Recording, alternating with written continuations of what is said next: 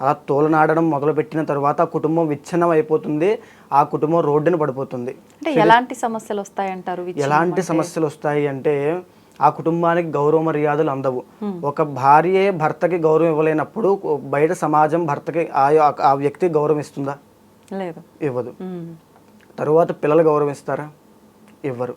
ఎలా అయితే ఆ గౌరవ మర్యాదలు కుటుంబ సభ్యులే తీసేస్తారో అలాగా కుటుంబ గౌరవం అంతా కూడా రోడ్డున పడిపోతుంది.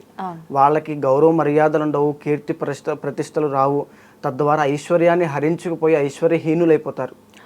ఎక్కడైనా సరే శాస్త్రంలో భార్యాభర్తల అనుబంధం గట్టిగా ఉంటే వాళ్ళు ఎంతటి సమస్యనైనా దాటుతారు, ఎదుర్కోగలుగుతారు. సో అలాంటి శక్తి భార్యాభర్తల అనుబంధానికి ఉంది. సో ఇది శాస్త్రం చెప్పినటువంటి, నిజంగానే ఒక భర్తని తోలనాడేటువంటి స్త్రీయే కాదు. సో అలాంటి స్త్రీ పక్కన ఉన్నా సరే ఐశ్వర్యహీనం అయిపోతుంది. అలాంటి స్త్రీని ఎవ్వరు పెళ్లి చేసుకోవాలని కోరుకోరు. పెళ్లి చేసుకున్న తర్వాత కూడా వాళ్ళకి ఏ అదృష్టాలు కలిసి రావు.